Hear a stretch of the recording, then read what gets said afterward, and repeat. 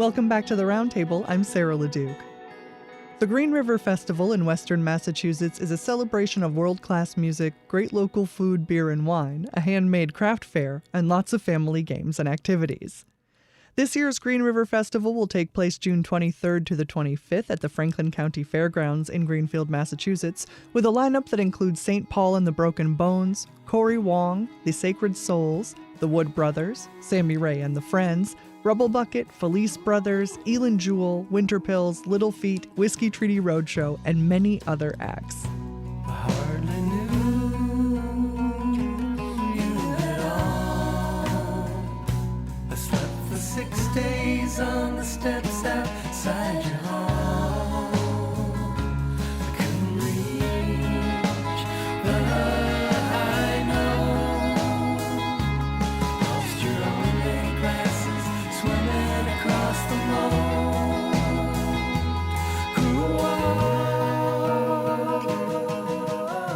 Jim Olsen is president and co-founder of Signature Sounds, and he joins us to tell us more. Jim, welcome back to the Roundtable. Thank you, Sarah. It's nice to be here. Before we discuss the lineup this year, let's talk about the location. It is your second year in a new spot. Tell me why the move happened and the benefits of the new space. It's actually our third year in the new spot of the Franklin County Fairgrounds. Forgive me. We have been using the fairgrounds as our campground for several years, from 2016 on or so. And during the pandemic time, Greenfield Community College actually shut down for a couple of years. And in 2021, we decided we wanted to try the festival at a different location. So we moved it to the Franklin County Fairgrounds. And we found that in many ways, it is a better location for hosting a festival. And so we have kept the festival there for 2022 and now 2023. Why is it better? What makes it better for hosting a festival? It's a little bit larger. Unlike the college, we are able to have both our campers and general festival all in one place. So it makes for, a more unified experience before we were shuttling our campers back and forth. So the campers love it. They love being part of the festival on the same site. It's one of the oldest fairgrounds in America. It has some really amazing historic buildings, including a building called the Roundhouse that you just kind of have to see to believe. It's basically, if you can imagine, an enormous round barn with balconies up above. It's just a really cool space that we get to use. And it's been really fun to reinvent the festival after 33 years in a new site. 33 years and a pandemic and then a new site. Yes. Tell me how many stages will be at the festival this year? There's 4 stages this year. So we like to keep people active, and have choices of music throughout the day, which is a lot of fun. We also have a pretty huge kids area. And what we love about this site, because there are different buildings and spaces, is we're able to kind of program some surprises in and just make the whole thing really fun and, just bring some new elements to the festival. I listed a number of really fantastic, national and internationally known musicians from various genres that are going to be there, but I probably touched on about a third, maybe a quarter of them in the introduction. And we won't probably list them all right now either, but could you tell me about some of the acts that are coming through that you're excited about seeing or that maybe haven't been through much before? Sure. Green River Festival, we do have rather eclectic programming that ranges from everything from folk and bluegrass and Americana to indie rock and to lots of world music. And this year we have a really exciting slate of world music performers from all over the globe, from Argentina, from West Africa, from Canada, from Venezuela. Some of our international performers this year, we have an amazing Afro-pop group on Saturday night called Jupiter and Aquas, who sort of bring, I don't want to say a punk energy, but it's just incredible high energy Afro-pop to the stage. They are pretty amazing. Ich kann nicht, was ich kann machen. Na tamboli pitambola tambola Il est temps pour moi de rencontrer mes ancêtres. Où que ma famille in Africa, in Africa, in Africa. Bind me up, bind home. Nakozonga, Nakozonga. We have a band from Argentina called Shaquitas Now, which is a group of LGBTQ contingent of performers who come together and mix their music with all kinds of Latin sounds and political message that are very cool.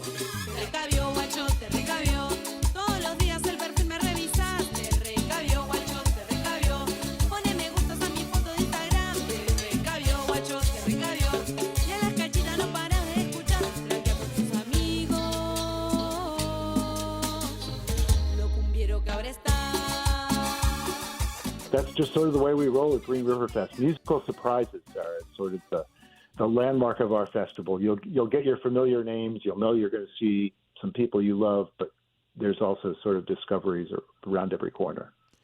How long does it take you to build the lineup for the festival, and what are some of your considerations as you do that? I've been programming it this entire time. This is our 36th festival, so there's sort of a cycle that happens that basically never ends. Mm-hmm. I'm an omnivorous music lover, and I spend the rest of the summer going to other festivals and the rest of the year going to other musical events and sort of collecting musicians that I think would be a good fit for Green River Fest. And we sort of have a big wish list of people we'd like to get to the festival, and every year we get to cross a few of those off and just keep this thing rolling now in its fourth decade. So. When you attend other festivals, are you able to turn your producer hat off and enjoy the festival, or are you always watching, oh, they do this way, we could learn something from that? It's definitely a combination of factors. We've stolen from some of the best, I won't lie.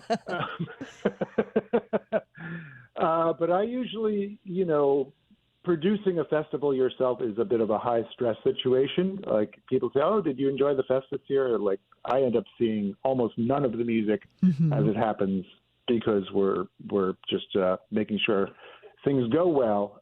So when I go to other festivals, I love it because I can really kind of just let myself go in the music and enjoy it. And so that's one of the reasons I do travel for other festivals. Every year I try to go to a different part of the country and see some of the legendary music festivals that I've heard about for years and maybe bring a little piece back for Green River Fest.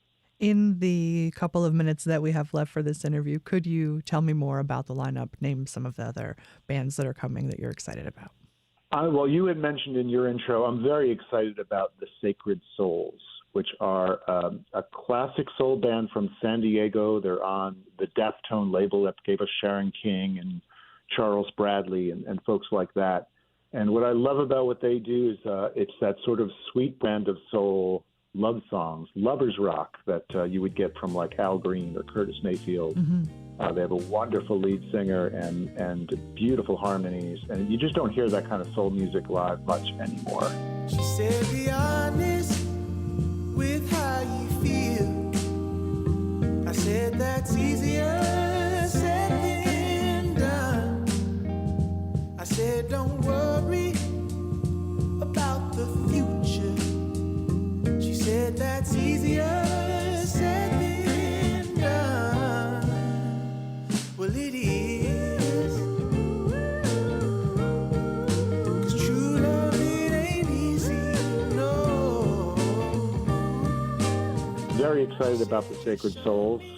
Also on Friday night, we have a real rising star, the winner of last year's Tiny Desk contest, Alyssa Amador, who actually hails from Boston, but again, an international performer. Her parents had the band Soli Canto for many years, so she does music in both in Spanish and in English, and beautiful voice, and I think she'll be a real discovery for folks.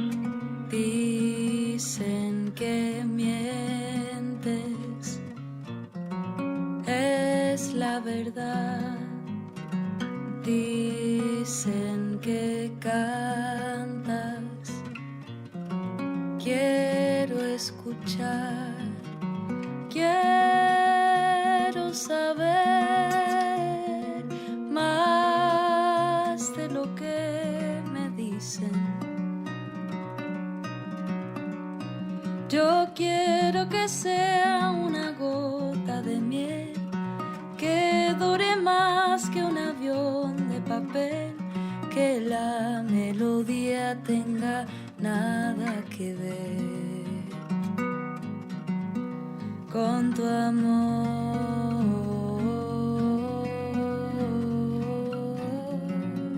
We have a great band from England called the Heavy Heavy on Saturday, which is very reminiscent of sort of an early Fleetwood Mac sound, very heavy on Orpheus organ and male-female vocals. I think they're going to be a big hit this year. Out on the road, riding all night. Heading straight for morning light. I know it's been some time. Gonna get home to you soon, it's alright.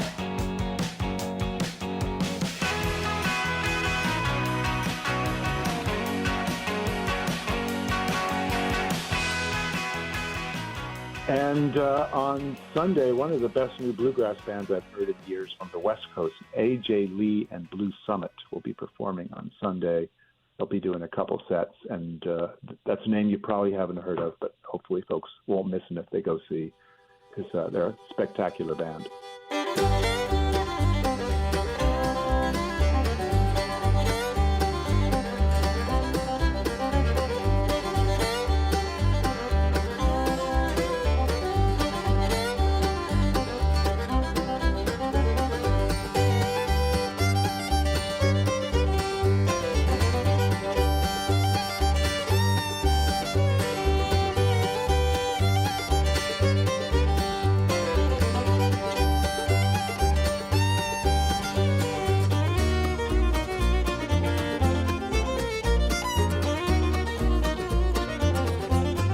Jim Olsen is president and co-founder of Signature Sounds, which presents the Green River Festival. This year's festival taking place June 23rd to the 25th. Jim, it is always a pleasure. Thank you so much, Sarah. Thank you. Have a great time, and we'll see you at Green River. Sounds good. The 2023 Green River Festival will take place June 23rd through the 25th at the Franklin County Fairgrounds in Greenfield, Massachusetts. To learn more, visit greenriverfestival.com, and that link will be posted along with this interview at wamc.org/roundtable.